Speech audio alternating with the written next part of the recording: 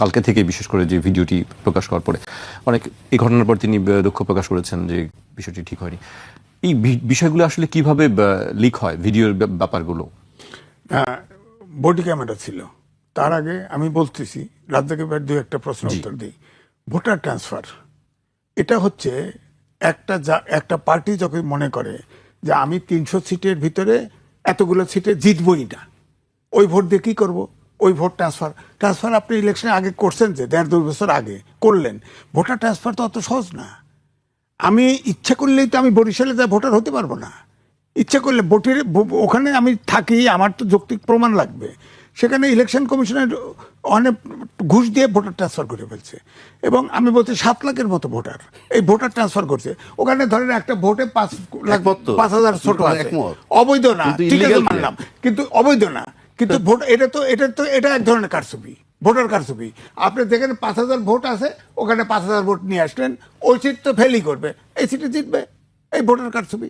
আপনি ধরেন বিদেশি প্রবাসী ভোটার বানাইছেন, প্রবাসী ভোটার এখানে পোস্টাল ভোটার তো বাংলাদেশের ভিতরেই আছে। আপনার লাভ পাইলে প্রবাসী সরকার তো এটাকে বলি আমি, প্রবাসী সরকার প্রবাসী ভোটটা হ্যান্ডেল করতে পারবেন না, করছেন কেন? ওখানে আপনার এই সংবিধান অনুযায়ী সাংবিধানিক সরকার, সংবিধানে আছে প্রবাসী দ্বৈত নাগরিক ভোটার হতে পারবে না, প্রার্থী হতে পারবে না, সব ছেড়ে দিচ্ছেন। ওখানে দ্বৈত, আমি তো একটা টেলিভিশনে রাত্রে কথা বলতেছি, আমেরিকান সিটিজেন, সে ভোটার হয়েছে, সে ভোট দিবে। সে যদি ভোটার বানাইলেন, সে যদি প্রার্থী হতে চায়, কি করবেন বলেন? এইসব গোজামিল তো হবে না। তারপরে ধরেন ভোটার, রাতের ভোট দিনে হয়েছে না, ভোট কেন্দ্রে লোকই যেতে ব্যাপার নাই। আপনি সিল মারলেন, ডক্টর ইউনুস বলতেছে তরুণরাও জিতবে, মন্ত্রীও হবে। হ্যাঁ, এবং সব সময় এ যাবৎকাল দেখছি জামাত এনসিপি একসাথে বললেই সেই কথাই বাস্তবায়ন হয়। এখন জামাতের পক্ষেও তো বলে, জামাতের পক্ষে যখন সরকার ফর্ম করে তখন প্রথম জামাতের নাম লইছে না, কয়েকবার লইছে না।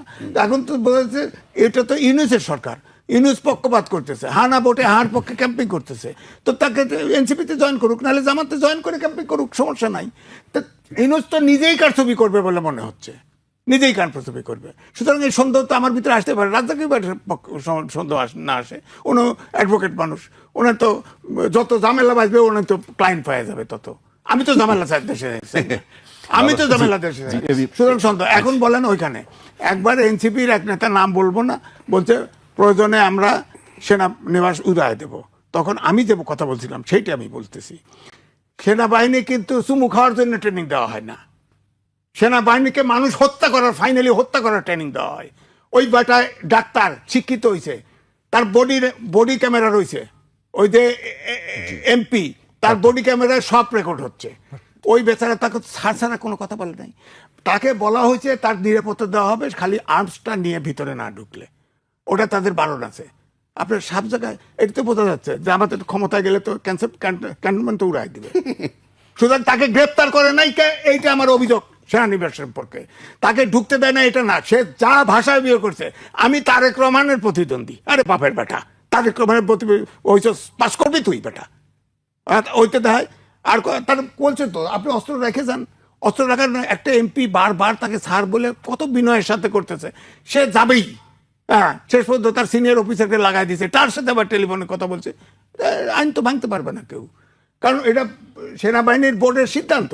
ওখানে আপনি অস্ত্র অনেক সারা রাস্তায় রাজ্জাক ভাই গাড়ি চালা যায়, কি ট্রাফিক ভেঙে ছুড়ে যায়, আমরাও যাই। ক্যান্টনমেন্টে ঢান্দার ঢুকলেই, জাহাঙ্গীর গেটে ঢুকলেই তো সোজা হয়ে যান, আর তো থাকেন না। এই বেটা এমপি দাঁড়াইছে, সোজা হয় না, ওরে ঘেটটির দেওয়া, ওকে গ্রেপ্তার করা উচিত ছিল, গ্রেপ্তার করে বুটের গুতায় ওরে আক্কল দিয়ে দেওয়া উচিত ছিল। ছেড়ে দিতে কেন ওকে? এখন আবার দুঃখ প্রকাশ আছে নাকি? আপনি গণহত্যা করে দুঃখ প্রকাশ করবেন, মাফ হয়ে যাবে? আপনি ক্যান্টনমেন্টের গেট ভেঙে দিতে চান, আপনি মাফ করে দেবেন? ওকে মাফ করবা না, ওকে গ্রেপ্তার করা উচিত এবং ওকে বুট দিয়ে ফেসানো উচিত, যাতে সারা দেশের 18 কোটি লোক বোঝে সেনানিবাসে এটা করা যাবে না, সেনানিবাসকে বিতর্কিত করা যাবে না। আমাদের শেষ শাস্তি যেমন বিচার বিভাগ, তেমনি সেনানিবাস। আপনি সেনাবাহিনী তছনছ করে গেটের ভিতরে কতক্ষণ বলে ঝগড়া করছে, কিন্তু কেন? ওর তো বেটার খেয়ালই নাই যে বডি ক্যামেরা আছে। এখন ইলেকশনে বডি ক্যামেরা কিনছে, দিবে কিন্তু এই সরকারও চিন্তা করছে, ইলেকশন কমিশন। ওই বেচারা ট্রেনিং আছে, ও তো বডি ক্যামেরা সব ভিডিও করে ফেলছে। এখন কয়েক বডি ক্যামেরা করলে কেন? আজিজ ভাই, আপনার বক্তব্য শুনছিলাম আমরা, আমি এই বিষয়ে রাজ্জাক ভাইয়ের কাছে শুনতে চাই, আপনি ঘটনাটি কিভাবে দেখছেন? ভাই, ঘটনা আমি কি বলবো, এটা তো খুব সেন্সিটিভ জায়গা, তবু বলছি। আমি এই ভিডিওটা দেখছি, আপনি ক্যান্টনমেন্টে যখন ঢুকবেন, আপনি সশস্ত্র থাকেন, কোনোভাবে আপনি ঢুকতে পারবেন না। ইভেন যদি গানম্যানও আপনার থাকে বৈধভাবে, গানম্যান তো বৈধ থাকলে আপনি ঢুকতে পারবেন না। বাট বিধান আছে, বিধান হলো ক্যান্টনমেন্ট বোর্ডের কাছ থেকে আপনি আগাম পারমিশন নেবেন, অথবা স্টেশন কমান্ডার থাকে তাদের কাছ থেকে পারমিশন নেবেন। তো সেক্ষেত্রে সেই পারমিশন নিশ্চয়ই তার ছিল না, থাকলে তো আর এত বাকবিতণ্ডা হইতো না। পাশাপাশি সে অনেকগুলা বাজে কথা বলেছে। আরে জিব্বা দিয়ে সাইডে তার আমি বলি, পরিষ্কার শুনুন। করে ওর জিব্বা কেটে দেওয়া উচিত। আচ্ছা শেষ করি, আমি বলে নিই। জিব্বা দিয়ে রাস্তা চেটে দেন তারেক জি আসলে, বা তারেক রহমান সাহেব আসলে। প্লাস তারেক রহমান সাহেবেরও তো সাথে গানম্যান মানে তার সিকিউরিটি লোক থাকে। এই সমস্ত তুলনা সে করছেন।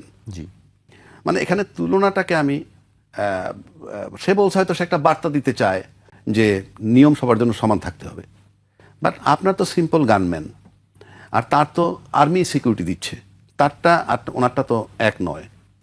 আবার তার পক্ষে যদি যুক্তি দেন, সে যদি যায় যে হ্যাঁ গানম্যান ছাড়া যেতে পারেন, সে বলছে যে আমি কচুক্ষেত পর্যন্ত যদি যাই, মানে ক্যান্টনমেন্ট বের হওয়ার পর গানম্যানটা পাবে কোথায়, এটাও সে প্রশ্ন করছে।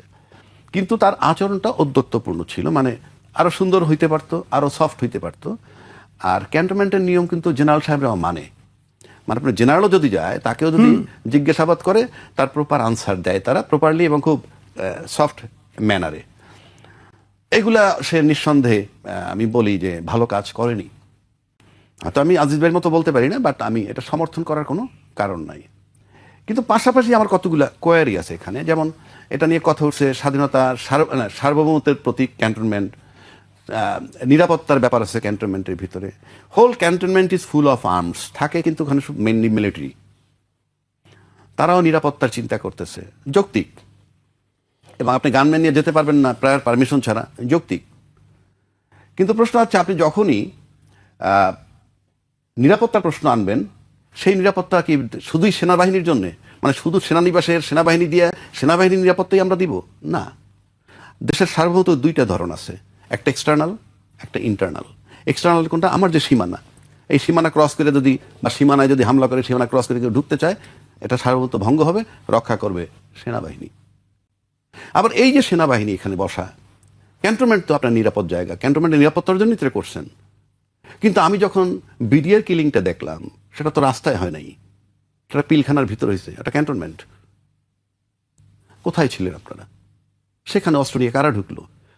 যদি ভিতরের অস্ত্র দিয়ে করে থাকে, বের হইল কিভাবে?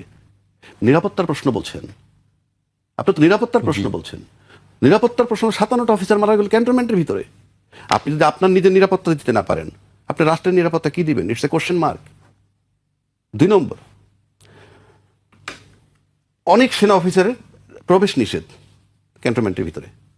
অনেক সেনা অফিসার কিন্তু রিটায়ার্ড, কিন্তু প্রবেশ নিষেধ। কেন নিষেধ করছেন? ক্যান্টনমেন্টের কাছে প্রশ্ন করলে তারা বলবে নিরাপত্তার প্রশ্নে। বাট 57 জন অফিসার মারার দৃষ্টান্ত আমি ভুলবো না। এটার ব্যাখ্যা কি? তার তো ক্যান্টনমেন্টের ভিতরে মারা গেছে। 2 নম্বর আসেন, এই ঘটনাটা ঘটছে বেশ কিছুদিন আগে, কতদিন আগে তা আমি জানি না। বডি ওন ক্যামেরা কার ছিল? শুধুমাত্র ওখানে সেনা অফিসার না, যারা গেটে ডিউটি করে তাদের ছবিটা কিন্তু এমপি ওকে, সেখানে তাদের ক্যামেরায় ধারণ করছে। আমি নিশ্চিত করে বলতে পারি ক্যান্টনমেন্টের অন্তত 50-100 গজের দূর থেকে কেউ মোবাইল দিয়েও ছবি তুলতে পারবে না। It is so secured. তাহলে বডি ওন ক্যামেরায় সেইটা বের হয়ে গেল কেমনে? এটা জুলকার নায়েক সাহেবের, আমরা ফেসবুকে দেখছি, উনি নাকি এটাকে আপলোড করছেন প্রথম। উনি পেলেন কিভাবে? তাহলে সিক্রেসি আপনি রাখতেছেন না, প্রাইভেসি, সিকিউরিটি, এটা তখন থেকে বেরোইছে। আমি যে নিরাপত্তার দোহাই বারবার দিতেছি, আমার দেশের আভ্যন্তরীণ নিরাপত্তা রাখার দায়িত্ব এই সেনাবাহিনীর। 57 অফিসার তো বললামই। ইন এডিশন আয়নাগর, মেজর সিনার বুকে তাজা গুলি মারছে পুলিশ। এটা কিন্তু আপনার আভ্যন্তরীণ সার্বভৌমত্বের ভিতরে পড়ে। গত 16 বছর কি হয়েছে আমরা জানি। সেনাবাহিনী যে শুধু বলেন নিরাপত্তা, এই স্নাইপার দিয়ে গুলি করছে হেলিকপ্টার দিয়ে জুলাইতে।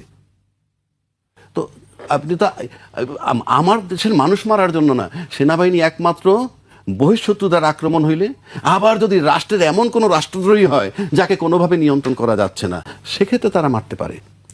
আর হলো বহিঃশত্রু যদি আমাকে আক্রমণ করে, 2টা জায়গায় মৃত্যুর জন্য they are permitted, otherwise not in no way. আপনি আপনার দেশের লোক মারতে পারবেন না। আমি দেশের আভ্যন্তরীণ সার্বভৌমত্বের কথা বলছি। তারপর আসেন, কতগুলো জিনিস মিলে যায়। আপনি এখন এই মুহূর্তে, ঘটনাটা অন্তত 2 সপ্তাহ আগের, কেউ বলে 1 মাস আগের, ঠিক আছে, এখন পাবলিশড হইলো কেন? এখন এই মুহূর্তে প্রকাশ হইলো কেন? 2-3 দিন 4 দিন আগে একটা আলতাফ সাহেব ওনাদের বিএনপির লোকই, সে বলছে বিএনপির প্রার্থী চুজ করছে কারা, সেখানে সে ডিজিএফআইর নাম বলছে, এনএসআইর নাম বলছে, পুলিশদের নাম বলছে, এরা চুজ করে দিয়েছে প্রার্থী। তো এই যে চুজ করার সাথে আপনি যেগুলো মিলান, এবং এই মুহূর্তে এটা দেওয়া মানে কি, এই মুহূর্তে এটা পাবলিশ করা মানে কি জামাতের পক্ষে কাজ করা, যে জামাতের ভোট বাড়বে, জামাতের পক্ষে কাজ করা যদি হয় তাহলে এই পক্ষপাতিত্ব কেন করবে? আমি কি বুঝাইতে পারছি?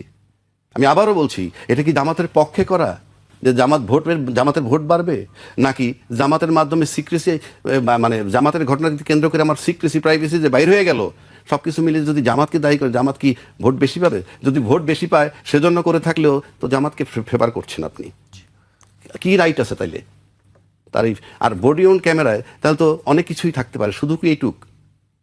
নাকি এই যে যে আপনার এই যে জিনিসটা যদি জামাতের বিরুদ্ধে যায়, কথার পক্ষে গেলে তো সেটাও পক্ষপাতিত্ব, বিরুদ্ধে যদি যায় তাও তো অন্য কারো পক্ষপাতিত্ব। So it's a question mark.